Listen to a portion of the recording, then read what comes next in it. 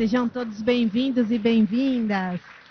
A rápida evolução tecnológica do setor financeiro brasileiro e a adoção de inovações como Pix, Drex, Open Finance colocam o país na vanguarda da inovação brasileira. No entanto, a contínua avaliação e incorporação de tecnologias emergentes é essencial para manter o setor liderando e otimizando operações e enriquecendo a experiência dos clientes. Neste painel, vamos apresentar um estudo feito pelo Comitê de Inovação e Tecnologia em parceria com a Accenture e analisar as tecnologias emergentes mais relevantes para o setor nos próximos anos. E para tratar desse painel e conhecer os insights da pesquisa, eu chamo os meus colegas Douglas Silva, Managing Director da Accenture, Edson Pereira, CIO do CIT, Márcio Alexandre, Superintendente de Arquitetura e Governança de TI do Sicoob, e Rodrigo Dantas, Diretor de Tecnologia do Itaú Unibanco. Por favor.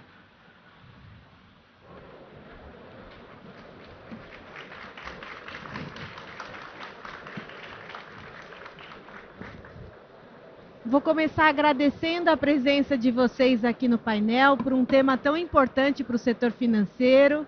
Muito obrigada aqui por compartilhar as experiências. E para começar o painel, eu quero convidar aqui, passar a palavra ao Douglas, que vai fazer uma breve apresentação para a gente iniciar as discussões.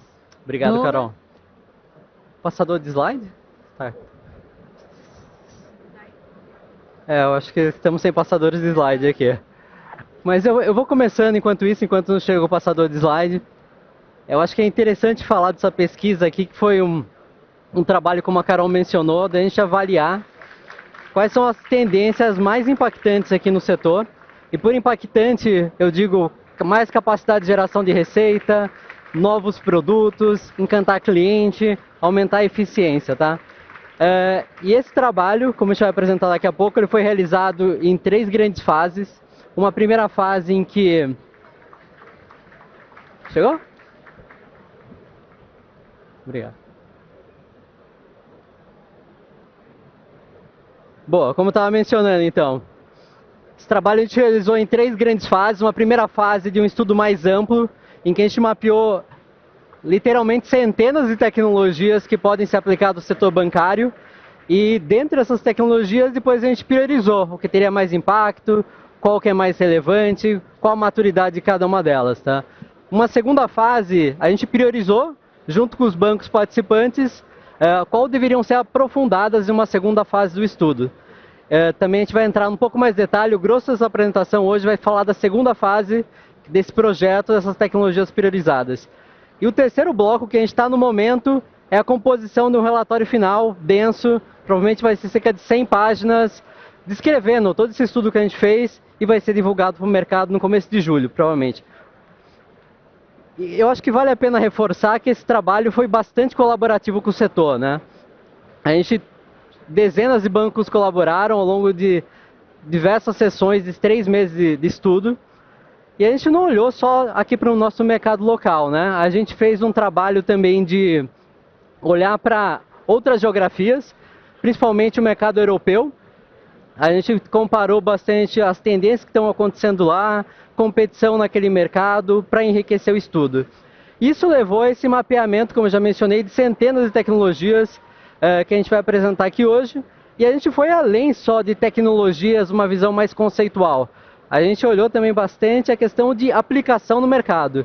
A gente avaliou também quase 300 casos de usos aplicados, empresas que estão usando desde a computação quântica, até tecnologias um pouco mais novas, vamos dizer assim, biotecnologia, novos métodos de processamento. Então a ideia é passar um pouco desse estudo aqui hoje para vocês e depois a gente começa o debate, tá? Aqui eu acho que dá um panorama geral qual foi a abrangência do trabalho, né? Como eu mencionei, a gente organizou ao redor desses 6 grandes blocos, cerca de 28 tópicos. E esses tópicos foram divididos aí em mais de 100 tecnologias adjacentes, né? Obviamente, inteligência artificial foi grande parte do trabalho, né? Tem a ver com toda a temática aqui do FebraBanTech desse ano. mas também a gente explorou tecnologias um pouco menos conhecidas, né? Talvez lá no outro extremo, na última coluna, a gente vai ter tecnologias de recursos. Por exemplo, a maioria dos chips que a gente usa hoje em dia são baseados em silício, bastante concentrado em Taiwan. O que pode ser do futuro em termos de processamento óptico ou processamento até com mais biológico? Foi um tipo de tendência que a gente explorou aqui no trabalho. Isso talvez foram os extremos, né? E ao longo do trabalho a gente passou, obviamente, por toda a questão de criptoativos, digitalização de ativos reais, toda a questão de novos modelos computacionais como computação quântica, desenvolvimento e operação de soluções com AI. E um outro bloco também que a gente explorou bastante foi a questão de interação máquina-humana, né? Cada vez mais com AI sendo pervasivo na nossa sociedade, como a gente minimiza a interface humano com essa máquina. Então acho que aqui dá um bom panorama do que a gente aprofundou, né? Então ao longo desse estudo que a gente vai divulgar para o mercado, cada uma dessas tecnologias vão ser detalhadas em termos qual é a capacidade de aumento de resultado nos bancos, qual é o impacto na força de trabalho, quais são os desafios regulatórios ao redor dele.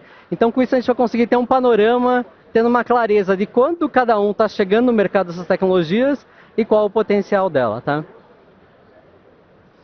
E a gente consolidou isso aqui tudo num radar tecnológico, né? Aquelas centenas de tópicos ali, naquelas 6 categorias, e a gente posicionou cada uma delas, como eu já mencionei, em relação ao impacto que pode ter no mercado, impacto seja receita, riscos, eficiência, né? Isso é representado ali em termos do tamanho dos círculos, né? Quanto maior o círculo e mais verde ele é, mais relevante a gente acha que aquela tecnologia é no setor. E agora no eixo radial que expande do centro para as bordas, a gente fala um pouco de maturidade. Não necessariamente, essas tecnologias a gente viu que estão em estágios diversos, né? A gente pegar, por exemplo, o Quantum Computing. A gente discutiu bastante trabalho, a gente acredita que tem alto potencial, por isso que ela está com um círculo maior, mas ela está bem no centro desse radar. Porque apesar de todas as discussões, tem um embasamento teórico muito forte, a gente vê as aplicações ainda começando. Então é assim que a gente posicionou essas tecnologias como um todo, tá? E esse trabalho, depois que a gente colocou nesse radar, a gente fez toda uma discussão de priorização, tá? Tendo essa clareza do que impacta mais e qual que é a maturidade da tecnologia, a gente pôde priorizar. Priorizar que, como mencionei, a segunda fase do estudo foi entrar no detalhe de cada um desses blocos e responder algumas questões chaves como essas aqui, né? Por exemplo, todo mundo quer extrair o máximo da inteligência artificial, generativa ou tradicional, mas como fazer isso de forma responsável, né?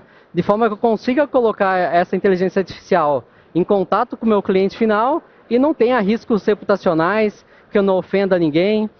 Então, esse tipo de detalhamento, o que é necessário, quais são os mecanismos de testes, a gente aprofundou.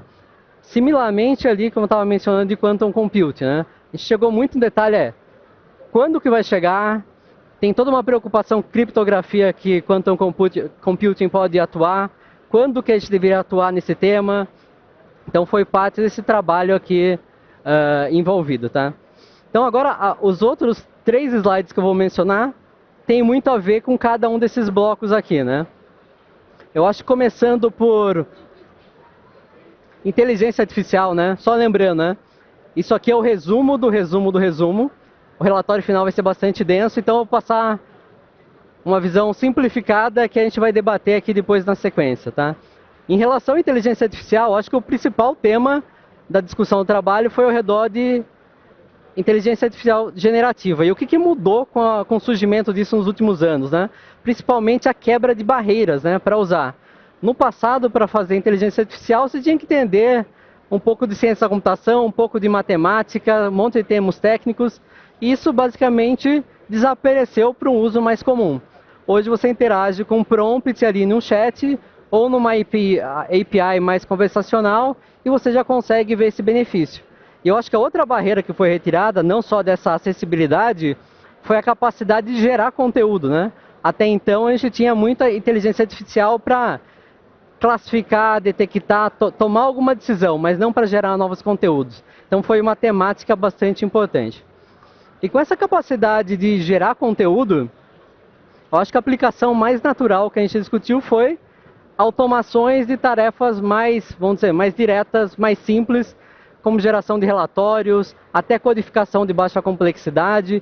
Então a gente viu que isso aí são aplicações no-brainers, né? Dado o potencial, tem que começar a fazer. Mas o benefício real que eu acho que a gente vai ter dessa inteligência artificial no setor tem mais a ver com a relação com nossos clientes, né? Como que eu consigo fazer, obviamente, toda a personalização, criar uma experiência única com ele e eu me relacionar com esse cliente de uma forma mais natural, mais conversacional e menos com botõezinhos, essa interface mais clássica que a gente vê, né? E aí que provavelmente vai ter a diferenciação competitiva entre o banco e o outro. Então a gente acredita que aqueles que investirem nesse tipo de uso tendem a ter uma vantagem, uma diferenciação nesse mercado cada vez mais competitivo, tá? No entanto, também eu acho que uma preocupação de todo mundo aqui no setor é, para eu conseguir fazer essa experiência bastante personalizada, bastante customizada, eu preciso conhecer o cliente de verdade. E conhecer o cliente, eu tenho que saber o produto que ele contratou, quais foram as transações, qual o perfil demográfico. E muitas vezes essa informação não está centrada numa base, num data warehouse, data lake, às vezes ele está distribuído em legados. Então, conseguir modernizar esse legado, ter acesso a esses dados, para permitir que os algoritmos de inteligência artificial possam ter essa relação com clientes mais rica é crítico, tá? E nessa linha de modernização, acho que no segundo bloco tem o uso de AI dentro dos grupos de tecnologia, né? Acho que todo mundo quase aqui da área de tecnologia já usa AI para fazer geração de código, GitHub Copilot e tecnologias afins, mas a gente vê um potencial muito maior. Principalmente, voltando ao tópico de legados, a gente vê como um desafio muito grande esses sistemas que têm décadas, como que eu consigo capturar os requisitos que estão ali, muitas vezes não documentados, e transformar aquela solução para capturar esse dado de clientes? É difícil, é um trabalho muito braçal. A gente vê que a AI tem essa capacidade de ler todo esse código legado e gerar documentações, gerar insights que permitem essa modernização ser muito mais eficiente, né? E não é só construir software, né? Também é operar software de uma forma diferente. Essa operação a gente vê sendo reinventada com AI. Vão ter cada vez mais bots, agentes colaborando entre si para que operações de garantir que os sistemas estão no ar, que os backups existem, que não tem falha de segurança, vão acontecer, né? E com toda essa automação vinda com AI, eu acho que a eficiência no geral vai aumentar e com isso a força de trabalho e tecnologia vai conseguir focar onde gera diferenciação, que é o quê? Lidando com o cliente. Então a gente vê uma grande movimentação de massa de profissionais em atividades que demandam muito, vamos dizer assim, atividades braçais para atividades mais focadas em encantar clientes, tá? Eu acho que isso aqui é o grande resumão de AI. E não é só benefício, igual eu mencionei aqui, né? Também tem riscos associados. Hoje, com AI, é cada vez mais fácil gerar deepfakes, é mais fácil fazer ataques de phishing em escalas, personalizados. Então, é mais fácil usar essa ferramenta também para o mal, né? Portanto, investir no setor para entender os novos vetores de ataques que a AI podem trazer é uma parte importante aqui do estudo que a gente tratou. Porém, tem uma certa déficit no mercado de profissionais de segurança que consigam tratar esse assunto. Então, nessa linha também de AI conseguir aumentar a capacidade de execução dos bancos, a gente acredita que a AI também tem que ser usado para proteção contra esses novos ataques e contra vamos dizer assim, a superfície de ataque com essas tecnologias está maior do que nunca, né? Então, a AI para conseguir tratar essa superfície, eu acho que é crítico também. E ao redor disso, né, tem todo o assunto de regulamentação, todo o assunto de tratamento ético das informações, que são preocupações que a gente deveria estar preocupado, né? E aqui eu acho que embaixo vem alguns cases, né? Desde chatbots que já estão em contato direto com o cliente final. Hoje ainda é raro aquelas empresas que conseguem colocar uma GenAI direto com o cliente final, dado os riscos de alucinação ou dado algum bias que pode ter na resposta. Mas a gente já vê algumas empresas fazendo isso. Para a tecnologia AI, para a área de tecnologia, a gente já vê agentes falando entre si, simulando um papel de engenheiro de software de ponta a ponta, como é o caso da Devin.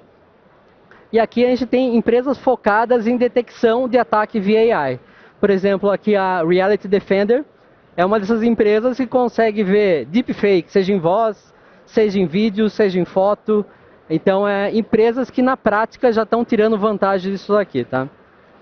Avançando para outro bloco de estudo que a gente na segunda fase detalhou, aqui a primeira parte tem a ver com blockchain, distributed ledger e ativos digitais, né? Essa tecnologia já tem falado aqui em eventos como esse há mais de 10 anos, talvez. Então, boa parte dessa tecnologia, a gente vê vários stands aqui sobre empresas de tokenização, empresas de digitalização.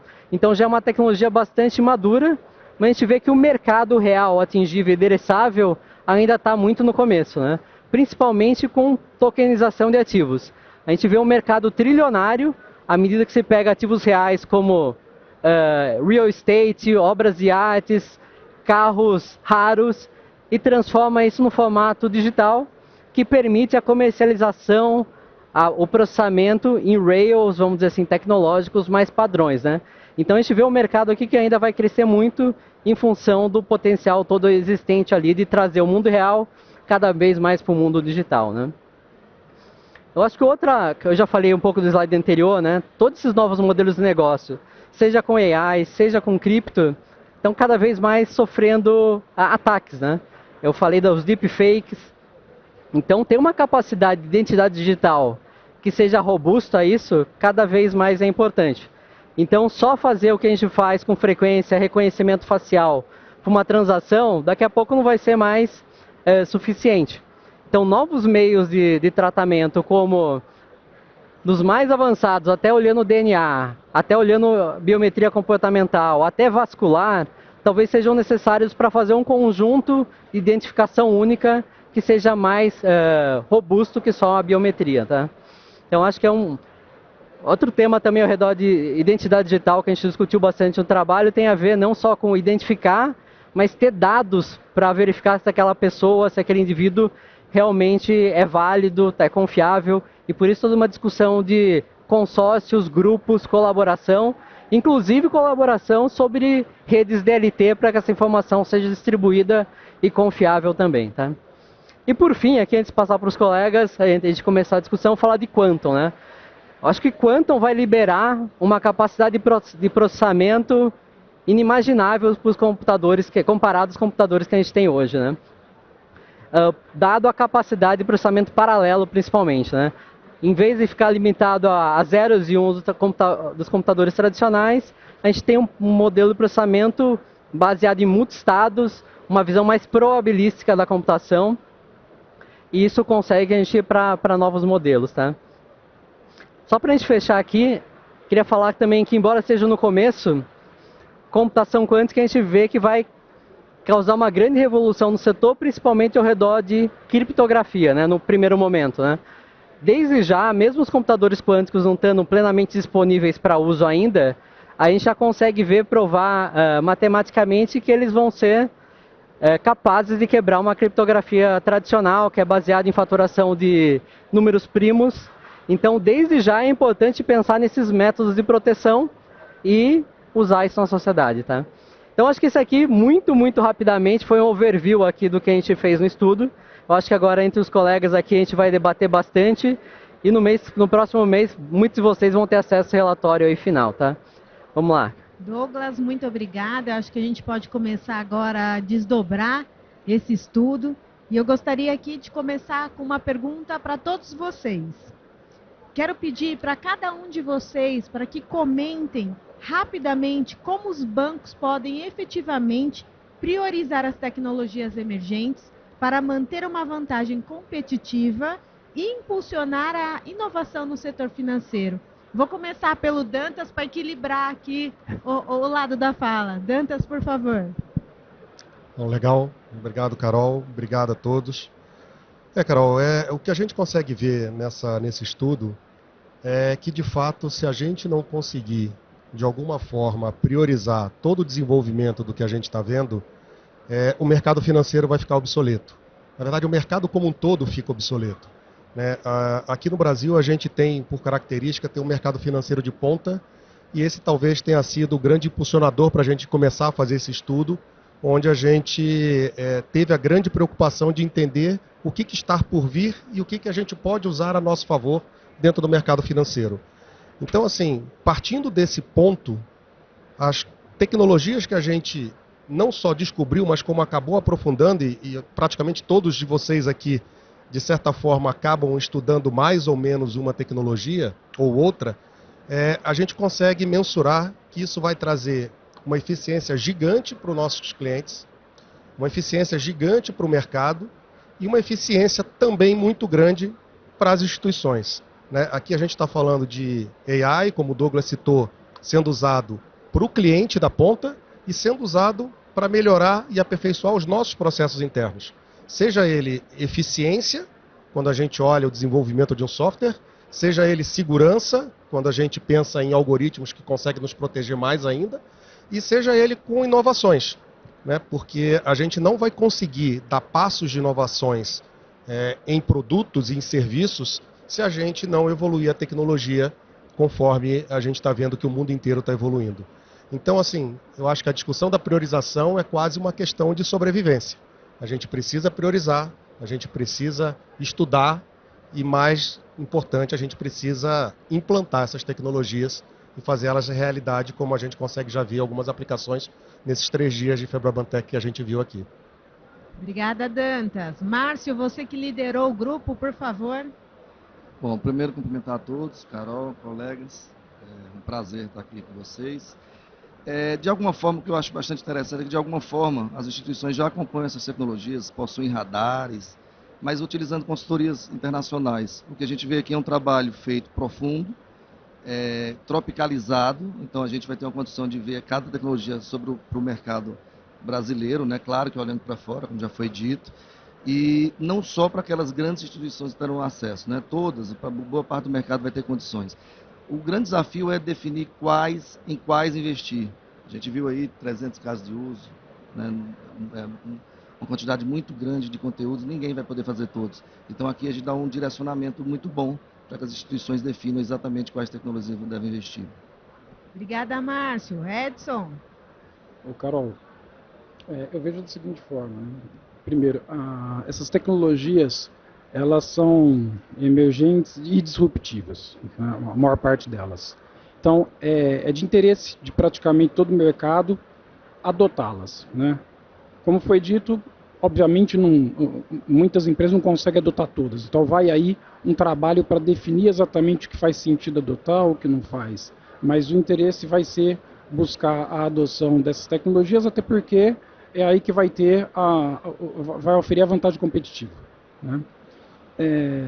Um ponto que é interessante, que estava na sua pergunta, é como é que tem sido feito isso, né? Eu vejo na maioria do mercado, o pessoal está adotando uma experimentação com governança, né?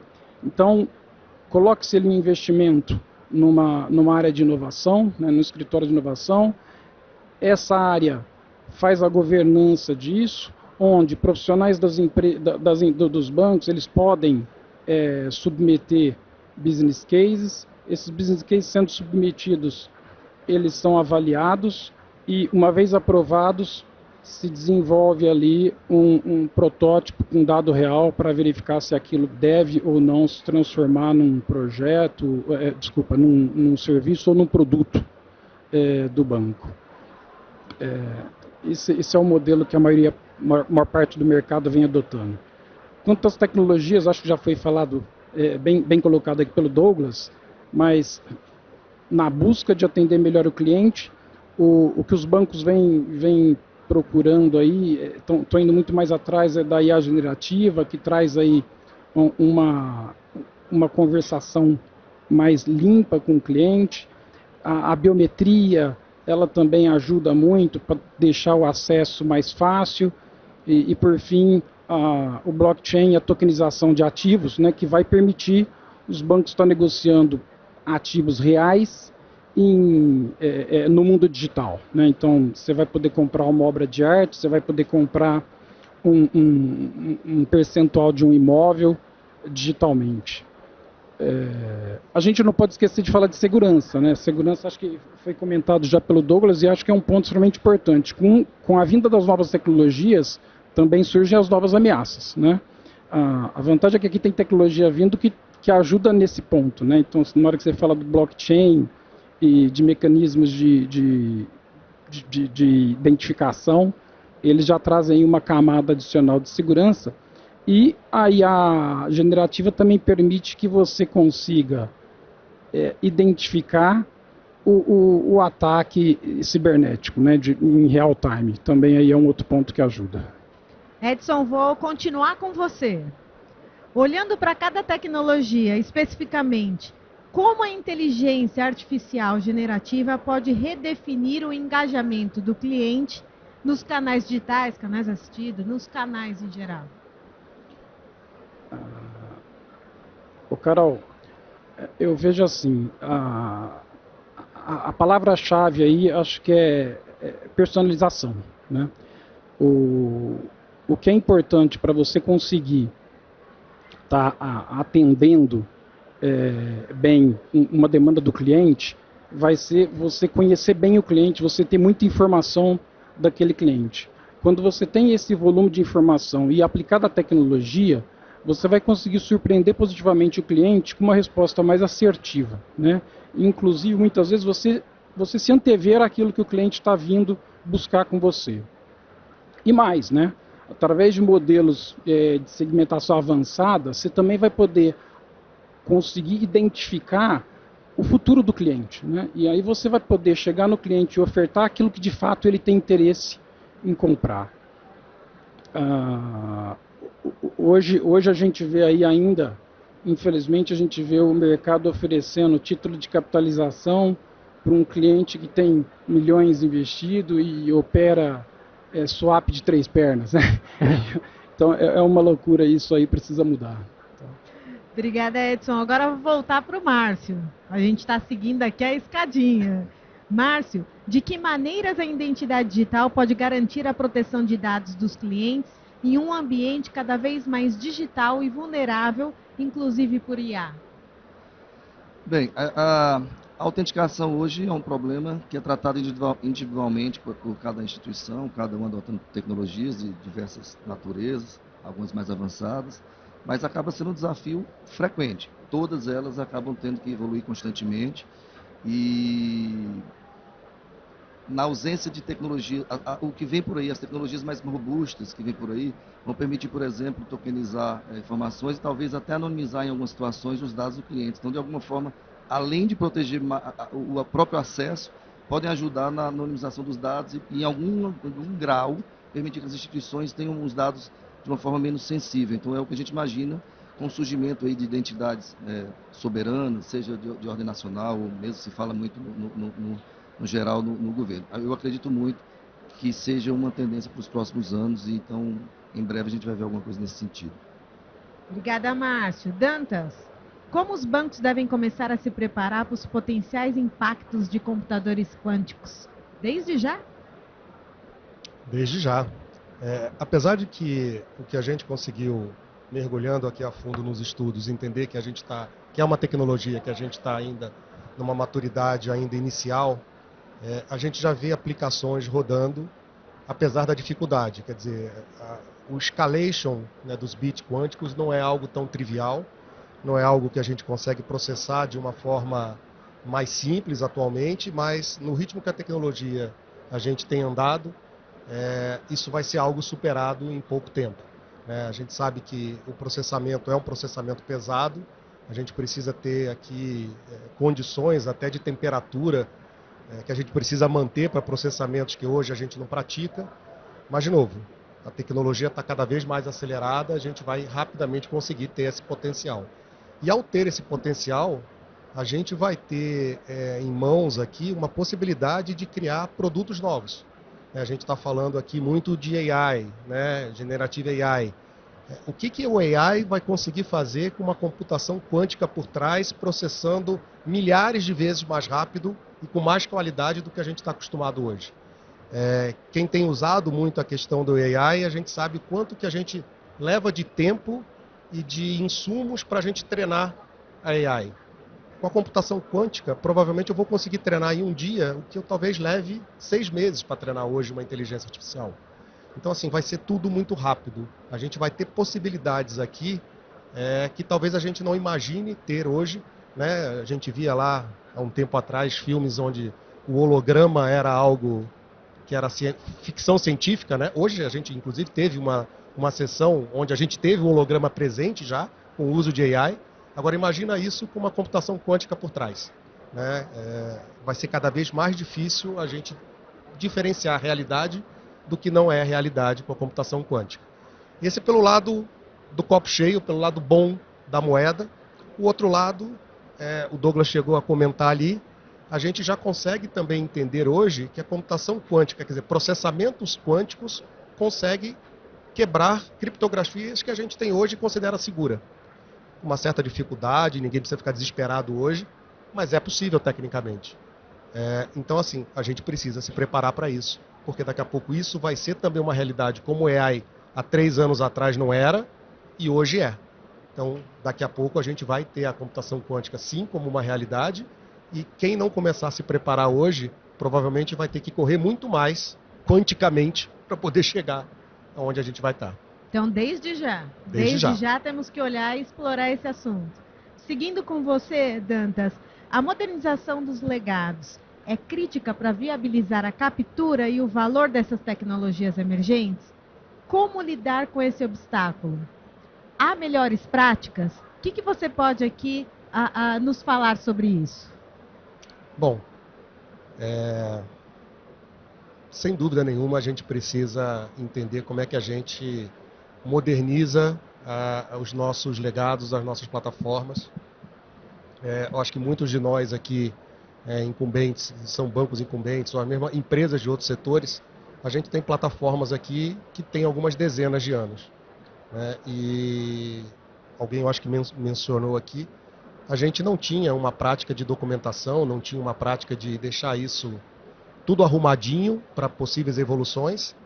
E hoje, com a tecnologia de AI, nos ajuda muito a ter essa documentação, a ter essa investigação, e a partir daí nos facilita o passo de evolução, né? E por que evolução? Todas as tecnologias que a gente tem visto, e aí de novo a gente chovendo no molhado aqui com AI, ela necessita por trás uma capacidade de processamento, uma organização de dados e uma simplicidade dentro da nossa arquitetura para que ela seja melhor eficiente. Então, rever a nossa arquitetura, rever os nossos desenhos, rever as nossas plataformas hoje, acaba sendo uma premissa para que você consiga melhor utilizar as tecnologias que estão surgindo. Então, tecnologias essas que exigem uma alta capacidade de processamento, um paralelismo muito grande quando a gente começa a falar de novo em computação quântica. E dentro da arquitetura que a gente tinha no passado, isso é muito mais difícil. Fica muito mais custoso, fica muito mais demorado, fica muito mais complexo a gente trabalhar, porque não são arquiteturas que foram pensadas para essas novas tecnologias. Não é que está errado, não é que está ultrapassado. Não, é o melhor que a gente tinha para fazer naquela época e é o melhor que a gente fez, né? Todos aqui, de alguma forma, acabou trabalhando dentro dessa arquitetura. A questão é que novas tecnologias estão nos exigindo maneiras diferentes de pensar, maneiras diferentes de nos organizar. É tão simples quanto isso. O modernizar não é tão simples quanto isso. A gente precisa ter persistência, a gente precisa usar as novas tecnologias a nosso favor, para que isso não se torne um problema muito grande a ser superado, mais do que já é. Então, assim, usando a tecnologia a nosso favor que existe hoje, para que a gente possa modernizar as nossas plataformas e usar a tecnologia de novo a nosso favor para ser mais eficiente e mais inovador. Obrigada, Dantas. Agora eu vou para o Douglas. A tokenização é uma tendência, inclusive uma das mais fortes para os próximos meses. Como a tokenização de ativos e o uso da tecnologia blockchain podem criar novos modelos de negócio? É claro, eu diria assim que a tokenização de ativos, eu acho que vai liberar o acesso ao mundo físico e trazer ele para o digital, né? Ele vai permitir que basicamente tudo que a gente consegue tocar possa ser digitalizado de uma forma segura, e não só segura, mas facilmente manipulável. Hoje ninguém faz uma venda de sei lá, pode até fazer, mas é raro, de um apartamento em 3 partes. Geralmente a pessoa compra o apartamento inteiro. Com a tokenização de um ativo, esse apartamento agora pode ter a propriedade de literalmente milhares de pessoas. E a transição de posse de uma fração desse apartamento ou uma fração de uma obra de arte, ela pode abrir novos mecanismos de negócio. Eu posso fazer empréstimo com aquela fração daquele imóvel, daquela obra de arte, eu posso dar como garantia, eu posso até transferir mais rapidamente. Então isso vai... Quase todo o nosso mercado financeiro sobre moedas reais vai estar disponível, no mínimo, igual a gente tem hoje, para esses ativos reais, né? Então, vai ter modelos de negócio não só para as empresas que fazem infraestrutura, igual eu mencionei. Tem algumas hoje aqui no evento que já são focadas no processo de tokenizar ativos reais, mas também vai ter um conjunto de empresas inovadoras criando modelos de negócio em cima disso. Quem faz, sei lá, aluguel de fração de imóveis tentando ganhar algum tipo de spread ali. Hoje, se tem, até não conheço, mas talvez possa ter. Mas nada impede. Uma vez que tiver liquidez nesse mercado para transacionar esses ativos fracionados, as possibilidades são inúmeras, né? Então, eu acho que isso traz... ele vai criar uma infraestrutura de mercado que vai abrir um espaço para inovação que ainda é pouco explorado, né? Então, por isso que eu acho que a gente fala que é um mercado trilionário, porque o mundo, os ativos reais são trilionários. E à medida que você traz isso para blockchain, para uma DLT, se traz um potencial gigantesco aí para o mercado em geral. Tá? Obrigada, Douglas. Agora eu vou fazer uma pergunta para o Márcio.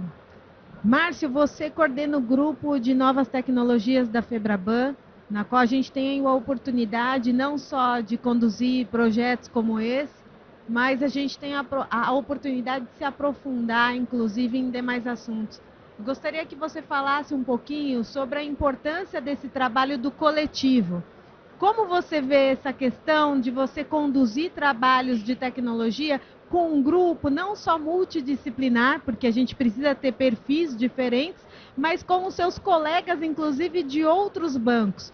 Isso, de alguma forma, esbarra em competitividade, em colaboração. Você pode explorar um pouquinho esse assunto para a gente, por favor? Claro, Carol. Eu acho até que é uma boa oportunidade de reconhecer o trabalho de um grande grupo, né?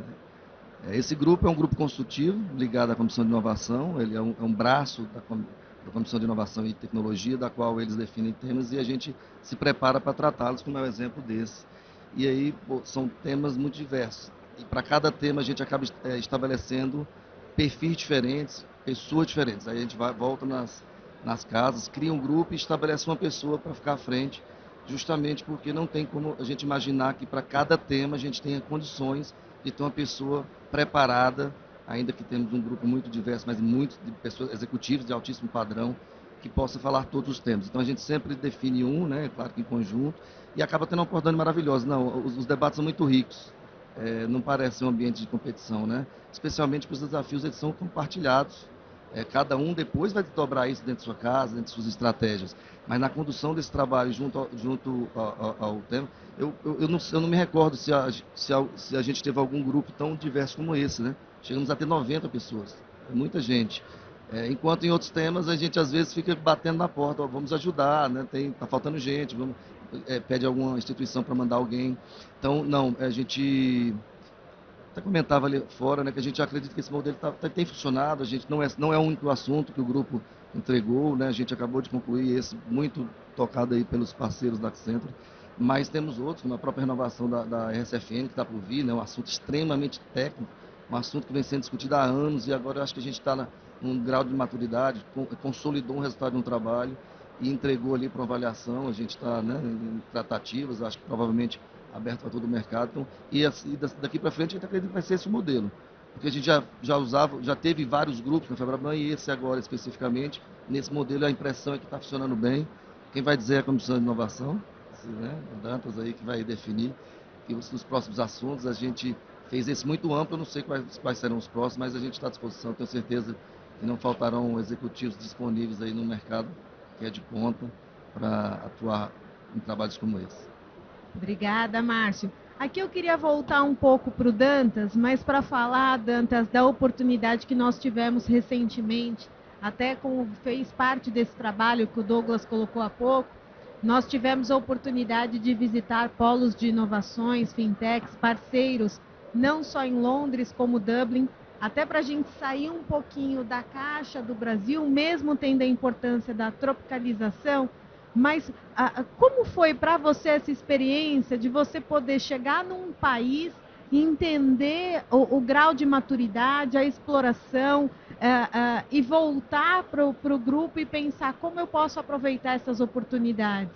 Explora um pouquinho essa questão da viagem e o que você viu por lá, por favor. Legal, Carol.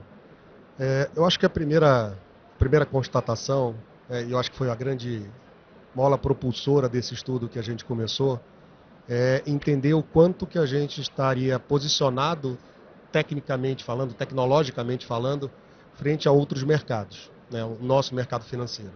E o que a gente consegue ver é que a gente continua com uma série de pontos que não deixa nada a desejar em nenhum mercado do mundo, seja ele financeiro, seja ele não financeiro. A gente visitou algumas empresas fora do sistema financeiro, inclusive, né, não só bancos e fintechs, mas também outras empresas.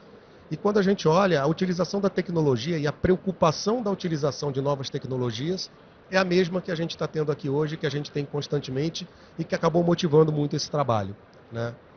Então, acho que foi a primeira constatação, que é uma boa constatação, né? Então, isso guardado, a gente tem muito a fazer, né? O que a gente conseguiu constatar também é que tem muita gente estudando muita coisa e muita coisa já sendo usada para gerar resultado, que no final do dia é o que acaba importando, né? Tech for Tech é legal, eu acho que tem muita gente aqui de tecnologia legal pra caramba, mas no final do dia, se não der um resultado, virou legal, mas não virou, né, nada palpável.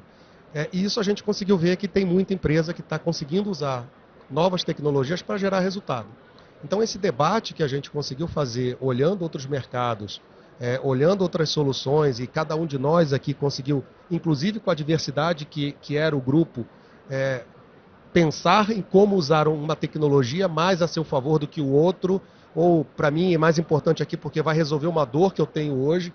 Então, a possibilidade que abriu da gente olhar a tecnologia, cada um olhar para as suas dores dentro das suas casas, mas o grupo debater sempre antes e depois de cada uma dos debates que a gente tinha, de como isso poderia ser bom para o mercado financeiro, né? E trazer isso para a Febraban, para a gente discutir e colocar dentro do estudo, que vai ser um estudo aberto, não vai ser um estudo que a gente vai usar para a gente mesmo, né? Na verdade, isso vai ser público. É o que eu acho que motivou muito e foi o grande resultado dessas conversas e dessas experiências que a gente acabou vivendo de algumas tecnologias muito imersivas também. Então, isso traz uma responsabilidade grande para a Febraban, porque a gente traz para a gente um estudo de novas tecnologias para que a gente consiga nos manter à frente do mercado, para que a gente não deixe ninguém descolar frente ao que a gente tem conseguido até hoje dentro do ambiente do mercado financeiro que a gente vive. Então, foi muito proveitoso. Quem estava lá conseguiu discutir, viver, questionar muitas coisas. E assim, eu acho que a gente precisa, de certa forma, nos orgulharmos aqui no mercado financeiro brasileiro, porque a gente, de fato, não deixa nada a desejar, não só na preocupação do olhar para frente, mas do que a gente está fazendo hoje. Não é em qualquer lugar que a gente vê os volumes de PIX que a gente transaciona aqui, com a eficiência, a qualidade que a gente tem.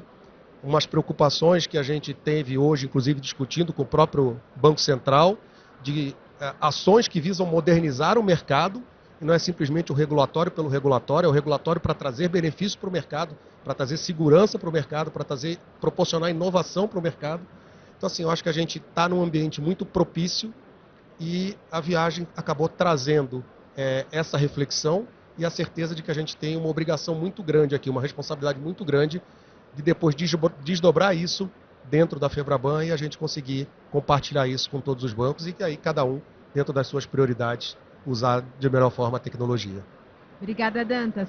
Douglas, complementa aqui para a gente essa resposta. Você fez parte da viagem, Sim. Inclusive ajudou a organizar.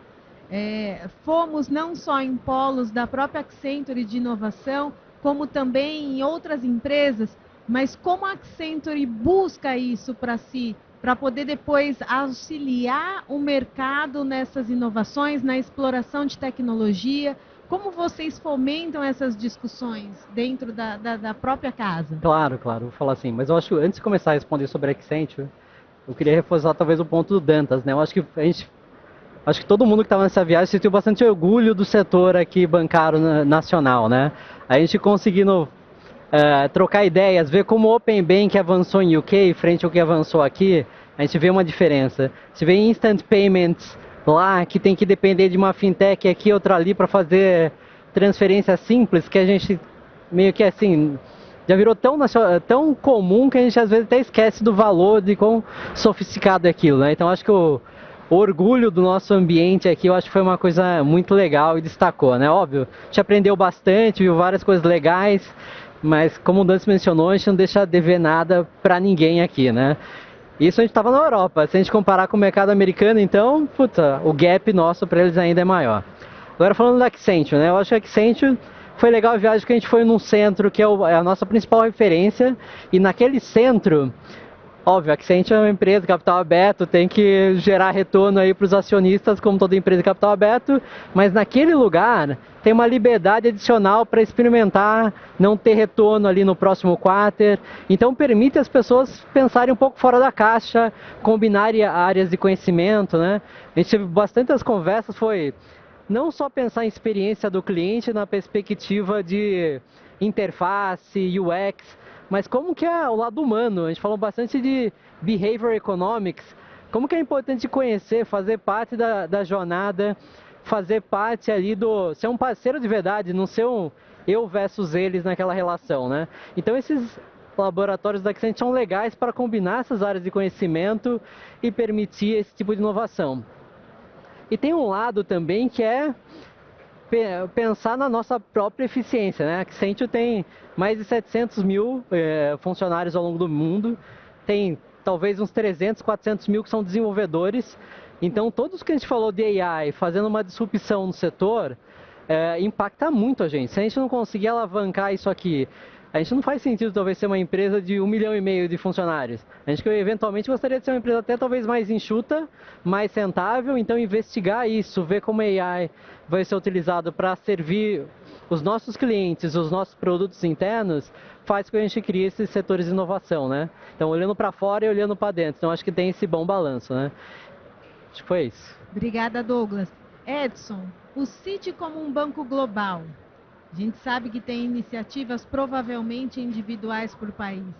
Como que vocês lidam com isso? Existe uma área de inovação pensando globalmente no avanço das tecnologias, ou é muito focado a inovação, o que eu penso em inovação para o Brasil é a mesma coisa que eu penso em inovação para os Estados Unidos? Como o Citi trabalha essa questão? Ela é coletiva ou uma vez que a gente tem a tropicalização no caso do Brasil, ou um mercado específico em outro país, não é uma área centralizada? Como é que vocês lidam com essa questão de estudo de tecnologia e implantação em cada polo do Citi? Eu abordei um pouquinho sobre isso quando eu falei da experimentação com governança. O Citi acaba trabalhando muito nesse modelo,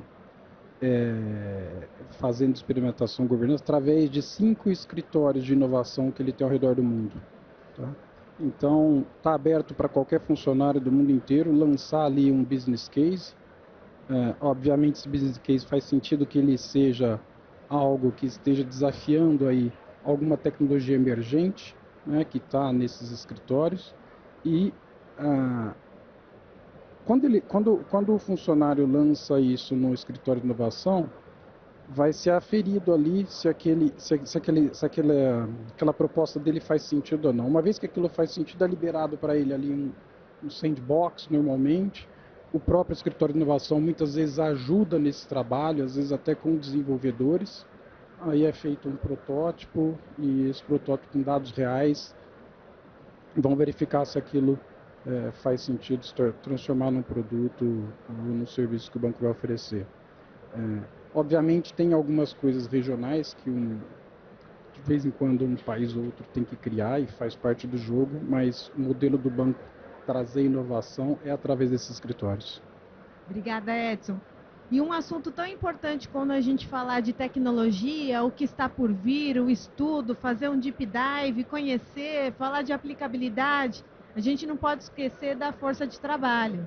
Uma vez que a gente tem não só tecnologias chegando numa velocidade que a gente já aqui tem debatido, principalmente em larga escala na Febraban, mas a gente precisa olhar para como capacitar, como preparar essa força de trabalho, não só para inovar, não só para trazer, mas como eu retenho esse talento, como eu busco isso, como eu atualizo a questão da força de trabalho. Eu gostaria aqui da colaboração de todos para explorar um pouco mais esse assunto da força de trabalho. Dantas, como isso pode influenciar o custo de servir a indústria como um todo? Começando por você. Legal, Carol. Eu acho que até antes do custo de servir, eu vou pegar o teu ponto aqui das pessoas, né? Na verdade, quem faz tecnologia são as pessoas, né? Eu acho que não chegamos ainda no ponto de AI gerar AI. Provavelmente a gente vai chegar em algum momento, mas por enquanto quem gera AI ainda são seres humanos. E a gente precisa se preocupar muito grande com os nossos colaboradores. Então a gente está nesse momento de um monte de tecnologia. Olha, se a gente olhar o quadro lá, a quantidade de tecnologia nova que a gente teoricamente, ou sem perceber, a gente exige que os nossos colaboradores aprendam, né? E a gente precisa ter um cuidado muito grande por conta da carga cognitiva de novas coisas. Então acho que aqui, se tem uma coisa que a gente precisa se preocupar e ter um pouco na mente, é que a gente precisa aprender a desaprender muito rapidamente. Porque muitas das tecnologias vão vir questionar as que existem.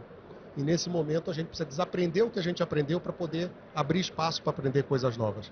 E a gente precisa ter um cuidado muito grande com as pessoas para que a gente não exija uma carga cognitiva de aprender, sei lá, 20 novas tecnologias para pôr em prática. Então eu acho que essa é uma preocupação que você trouxe de pessoas, que para mim ela é bastante importante. E aí as novas tecnologias aplicadas, eu acho que é um pouco do que a gente já falou, vão gerar eficiências para dentro, para fora, inovações, e isso indiretamente, na verdade diretamente, afeta o custo de servir de todos os produtos e serviços do mercado. Obrigada, Dantas. Márcio? O processo de inovação, a pressão regulatória, a deficiência de mão de obra especializada, tudo isso pressiona muito e o gargalo é a construção. E a gente vê essa aplicação da tecnologia muito bem demonstrada aqui no evento, né? Eu vi bastante coisa funcionando, nada de futuro, de presente.